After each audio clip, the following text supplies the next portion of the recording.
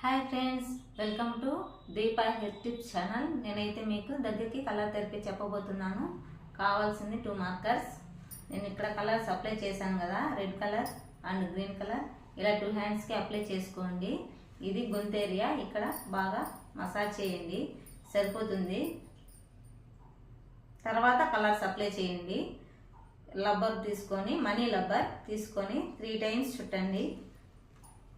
దగ్గు అయితే చాలా బాగా తగ్గిపోతుంది. మన ఛానల్ని సబ్స్క్రైబ్ చేసుకోండి, కామెంట్ చేయండి, షేర్ చేయండి, లైక్ చేయండి.